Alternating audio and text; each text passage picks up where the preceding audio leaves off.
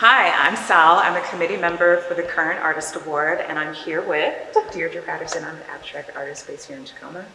And we're going to talk about Marion Greenwood's New Year's Eve. What do you see when you look at this work of art? When you look at this couple and they're so closely embraced, right? And it's called New Year's Eve.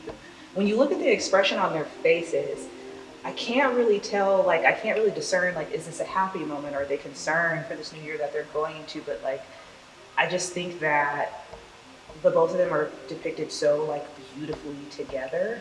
And even just looking at how the light is reflected off of their black skin is just so beautiful in this piece to me.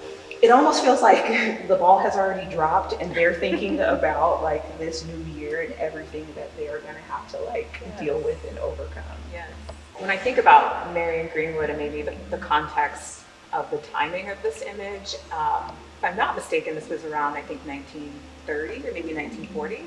What she's trying to portray, I think, is part of the Black experience, and especially coming out of World War I. This feeling that I think a lot of Black Americans had around their place in society, and maybe not feeling that sense of enthusiasm to, celebrate. And it's interesting too, when you think about American culture and where it was at that time, where there's, where they're coming out of World War I, they're kind of in this new industrialized America, and so I think there's this pensiveness that is in their expression too, where it's what's to come in this new year, which is typically a very celebratory time for the majority of us. The way that she's expressing, I think, their pensiveness, are almost should I be excited, is really visceral with the hand placements, and again with their closeness. So I definitely see that as well. There's something really beautiful and powerful to me about how connected the two of them feel in this moment, in this lithograph. They are tight, they are close. There is a shared sentiment. They appear to be as one. I think that there's just something really strong and really connected for me to portray this image of a Black man and a Black woman here looking their best and being together in such a warm embrace and connectedness about what they're feeling in this moment. And even from a technical perspective, I see her as the main focal point in this piece. And if you look at her gaze, from whichever direction you approach this piece from, it's her gaze is meeting you as the viewer directly. And I'm just really looking at this piece my sis looks bomb, but what's going through her mind? I want to know in this moment, what is she thinking about? Yes, no, I love that. I love that so much. Greenwood and her career overall as an artist, she's very ethnographic in a lot of ways, right? She's well-traveled in her arts career. She starts in New York herself, so she's a participant in the Harlem Renaissance, even though she's technically not a Black artist.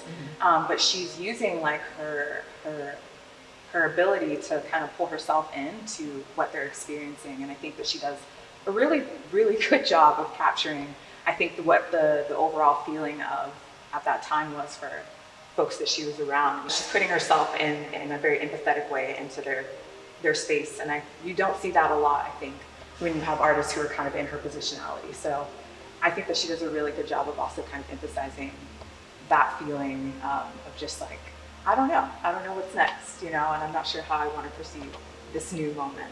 Yeah, and I wasn't familiar at all with her work until I, found this piece in the collection and decided that this was the one that I wanted to talk about.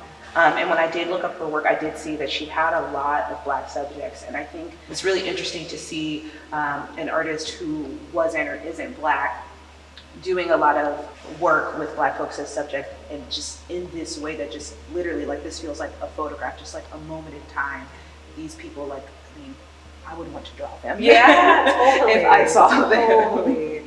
Totally. I mean, and it's, to the point of the current, I think there's an interesting intersection, right, where you have to give artists that space to be observers, right, and to take on different subjects in their work, right? It gives us an opportunity to have conversations like this one, for example. You learn a lot through just the lens of the artist and what they're saying about the social setting and the environment of that time.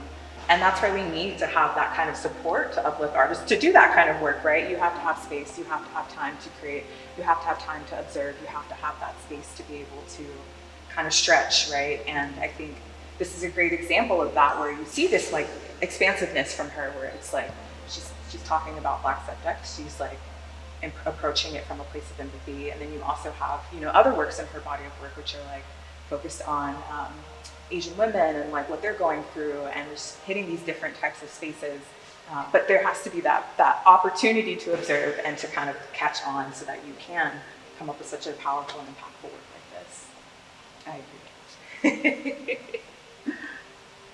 Thank you so much for joining us on the Current Corner. We hope to catch you on the next segment.